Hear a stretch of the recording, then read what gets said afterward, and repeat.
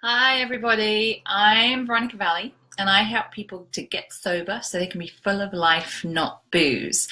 I lead a Facebook group called Soberful, where I mentor people who wish to become alcohol free. So if you would like to join that group, you can go. I'll put the link in the comment section for you. So when you join my group, you receive a free Soberful workbook and a free chapter of my best-selling book, Why You Drink and How to Stop. And I've also put the link for that in the description. So if you want the free Soberful workbook, go ahead and click the link. So today I'm going to be answering the question, which is one I get a lot, and a lot of people I know struggle with this, is am I an alcoholic or not? And do I have a drink problem or not? Well, that's an interesting question, huh? So I think that we can probably get away from the whole, let's get away from the label alcoholic, because I think that it's very loaded and people have quite a reaction to it. I know I did. I consider myself an alcoholic, and I describe myself to be a recovered alcoholic. And the reason I describe myself that way is I want to be really clear what my problem was, and I want to be really clear that I've overcome it, and I want to be really a demonstration that recovery is possible. I've been completely sober for over 17 years. So the reason that I disclose that to everybody, and it's because people understand it. They understand what the word alcoholic means. And I don't really care. Like, I really don't care. For me personally, when I realized that I was an alcoholic, it was a great relief. I was 27 and I'd spent 10 years at that point trying to find a solution to my problem. But here was the thing. I didn't know what my problem was. So until I really understood that I thought I had a rare mental health condition. And I had a lot of panic attacks and anxiety and depression. So I thought I had a rare mental health condition that there was probably no solution for. So I was really relieved when I discovered, oh, I'm just an alcoholic. Oh, really? And I can do something about it. I was like, sign me up. I'll just do anything. So I was so desperate at that point to just be free and be happy and have some kind of sanity in my life. So I never actually had a problem with it, but I know a lot of people do. So I can answer this really simply. And somebody said this to me at the beginning, and I just thought it was really, really useful. Alcoholics do three things. They drink, they think about drinking, and they think about not drinking. So I'm just going to let you sit with that one, because here's the thing. If you have an alcohol problem, it rents a lot of space in your mind. You think about it a lot. You think about drinking. You think about not drinking. You think about what's going to happen when you drink. You think about trying to control your drinking. That's the first indication that you do have a drink problem. I would even say you clicked on this video and you're watching it. People who don't have a drink problem don't think about it. They wouldn't click on this video because they just don't ever ask themselves that question. So it's kind of like there's a bunch of people who drink alcohol completely appropriately. Like my husband, for instance, and my stepdaughter, they have some alcoholic beverage from time to time and they enjoy it, and that's it. They don't ever think about it. It's kind of like me and sandwiches. So from time to time, I'll have a sandwich. I think, oh, I'd like to have a sandwich. I'll have a sandwich. That was very nice, and I will give it no thought. But I don't want a sandwich every day.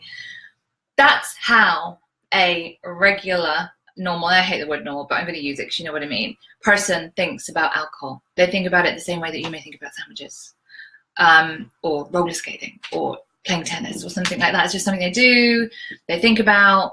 When they're doing it, they enjoy it, but they just don't really give it any other thought beyond that. So I would really get away from, Carrie, are you watching? Hi, Carrie. My friend Carrie's watching. And Arthur. Hi, Arthur. Arthur did a fabulous, Arthur Cordy did a great documentary on called A Royal Hangover, which is about binge drinking in the UK, which if you haven't seen, you should really check it out. And you should also check out Carrie's blog because it's fantastic. Sorry, I'm digressing. So I think that one of the things that you could do that's really helpful that I did in the beginning to figure out whether you do have a drink problem or not is to figure out how much alcohol is costing you.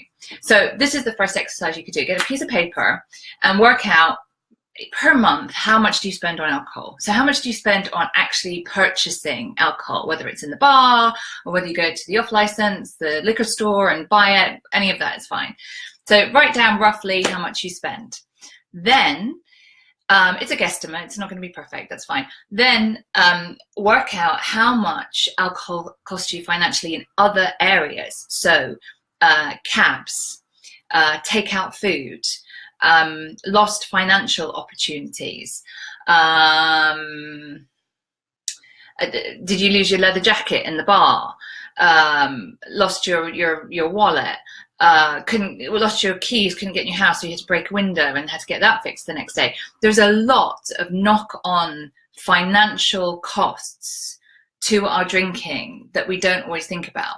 So write those down roughly, you know, have a guess what you would spend per month. Do you only smoke cigarettes when you're drinking? Write that down, because I just saw that I'm an ex-smoker from like 20 years ago, and they're like, I don't know, like $15 a packet or something ridiculous like that. They were like 2 when I used to smoke. So write that down as well. All of financially, everything you can think of. I mean, potentially the lost, financial opportunities where you've just not been able to make money because you were hungover or any of that kind of stuff. I've known people whose house sale didn't go through because they were too hungover to get the paperwork and all this kind of stuff, and they ended up losing a lot of money. All, you know, stuff like that. And then once you've got a rough idea of what you spend in a month, times it by 12 and see how much money it is. I'm going to guess it's probably going to shock you. It's probably way more than you think it is. So that's just the financial cost. You know, how much is alcohol costing you? The next thing you can do is all of the other stuff. How much is it costing you? You know, your friendships, your relationships, your time with your children. One of the things that really shocked me when I stopped drinking is actually how much time I did have, particularly weekends. And I did struggle with that in the beginning, because I used to spend all weekend being hungover and getting over my hangover. Kind of achieving and doing stuff was quite a challenge for me, because I really suffered quite badly from hangovers. So when I stopped drinking, I felt like I had this like enormous amount of time, because recovering from drinking was like a second full-time job for me. Like I had a full-time job, and then I had my job drinking alcohol, which was several hours most evenings, and then several hours the next day recovering from that. So when I stopped, I had this enormous amount of time that I had to fill, and then I began to fill, and I did fill, and then it was fine.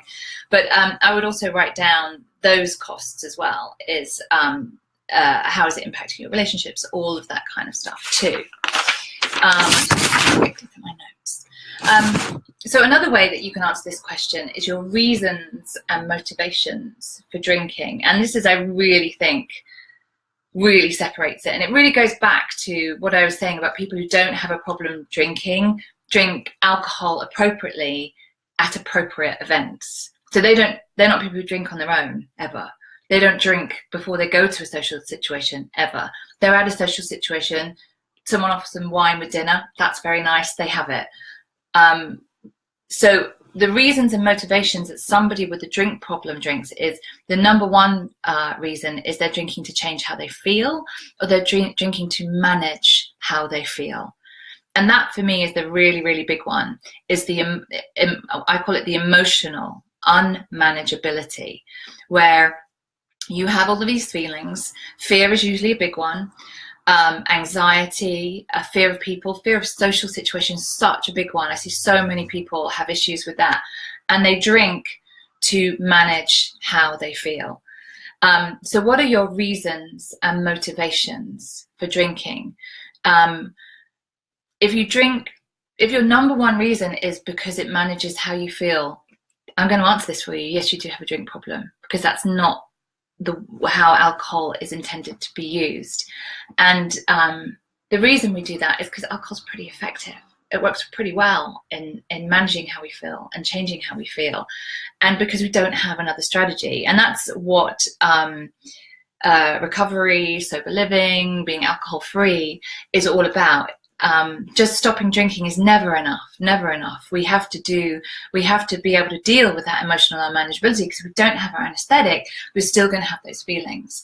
And And that's definitely can be feel like it's a big challenge in the beginning, but actually it's so much easier in practice, so much easier, because then alcohol has all of these other consequences as well. And I would also ask the question, what does drinking bring to your life? I think one of the big reasons that people drink, one of the things that we're really seeking, is connection and community, and we feel that alcohol brings that for us because it takes away our fears and our inhibitions, and we can go to the bar or a social situation and feel like we are connecting with people. But I don't know about you, when I used to do that, those connections always felt insincere and inauthentic. So we would be best friends at the bar, and then I would see you the next afternoon when I was sober, and I would avoid you, and I would look down, and I wouldn't make eye contact because I was scared. Because I was scared I'd made an ass of myself. I was scared of what I said. I'd be scared, like, you know, we were joking and laughing, but like, did we really mean it? Because we were drunk, and I don't know, and I said some things, and I got a bit out of control, and I'd feel embarrassed and ashamed the next day. So I think that connection and community that we're looking for, we can create that by drinking, but it's also always artificial, which leaves us feeling more empty and ashamed and alone. So we use alcohol as a vehicle to help us, because we believe it's going to bring us things that we want and we need in our life, because we just haven't learned or discovered that there are other ways to bring all of those things that we really want. So all of those things, we can manage our feelings, we can have mastery over our emotional life, we can have meaningful, authentic connections with other people and be part of a community easily without drinking. We just have to learn those tools. You know, it's like I have little kids and I'm teaching them all these different skills. Like my oldest son is now, like, he's learning to do chores and make his own bed and all that kind of stuff. And he doesn't know how to do those things. I have to show him. It's exactly the same with the stuff that we're talking about, particularly around feelings and emotions. We have to learn how to do that stuff. And that was stuff that I had to learn. And that's some of the stuff that I teach in my Soberful course and that I teach in my Soberful group.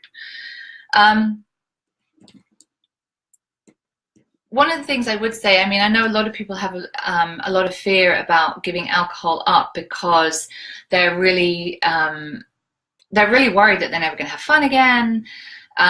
They're really worried about, like, socializing, all that kind of stuff. That a big thing that I hear a lot is missing out, that they're going to be missing out on something. So what I would ask you to do is really have a think about what that means. So here's one of my issues that I like to challenge, is the word fun is so attached to binge drinking. That binge drinking is fun. So it's presented in that way, and marketing has big part of it. You know, look at all these people who are having fun with this new vodka or this new beer or whatever, and you're not, so you're missing out. Poor you. And it's showing you images of, you know, these people having connection with each other and laughing, and therefore they're having fun.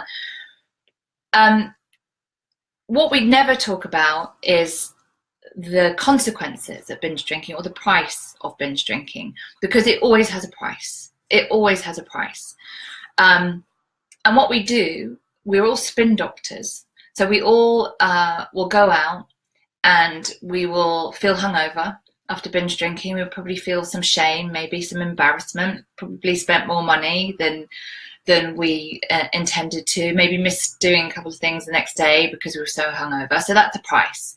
But then on the other hand, we've got, but it was fun. So that's a price, which is insignificant because the fun was so big. What I'm going to ask you to do is really challenge that and ask yourself, is that true? Is it true? I'm definitely not against drinking. I'm definitely not for prohibition. And I'm not even against binge drinking necessarily. Go ahead. But what I would challenge people to do is be honest about the consequences, because the consequences are just hidden. We just spin doctor them away and dress it all up, say, oh, all of that actually was fun. And I actually challenge that for a lot of people it isn't. But we have normalized abnormal drinking and packaged it and presented it in such a way that we believe it. It's like the emperor's new clothes. You know, we're all watching the emperor walk down the street naked. And we're all going, oh, he's wearing these beautiful clothes. If we just all keep saying it, we'll all believe it, and we can pretend that we're not seeing a fat old naked man. And then that little boy goes, but he's not wearing any clothes. And they look at him and go, oh, he's right. I kind of think binge drinking is a little bit like that, and how we've normalized abnormal drinking is that we all just kind of believe this stuff that we're being told, and it's just not true. So I would challenge what you believe fun is, and I would have a look at the last few times that you drank and ask yourself specifically what was fun about that, and specifically what wasn't fun, and what was the price, and is the price worth the fun? Because here's the thing, it's not the only way to have fun. There's so many other ways to have fun, and I had a deeply ingrained belief system that, and I really, when I first went out when I was much younger, a teenager, and I went to bars and I was binge drinking, I really did. I had a good time. I believed I had a good time. I'm not sure if there was a difference. And there was definitely a price, but it was insignificant to me. But again, eventually that just changed. The balance of it changed over time. So many times I went out, it wasn't fun, and the consequences were too high. So it was like 1 in 10. 1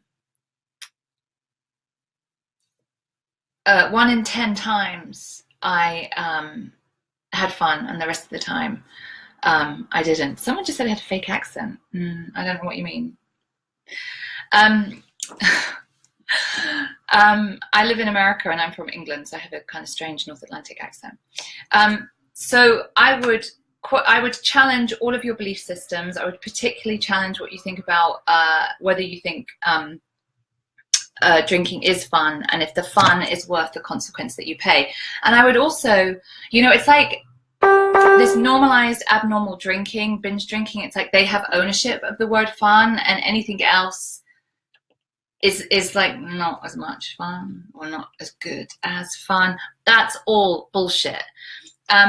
Here's the biggest thing. When I stopped drinking, it took me to stop drinking for me to really realize how small my life had become and how many opportunities I didn't take. And first of all, like I said, I had a lot of space and a lot of time, and I struggled to fill it, but I did. And now my life is completely full, and I couldn't even imagine having a hangover, especially with little children. It must be awful. But I couldn't imagine just even having the time to drink or be hungover, because there's just so much I could do, and there's so much going on in my life. And that will happen for you, if you really want to go about doing this.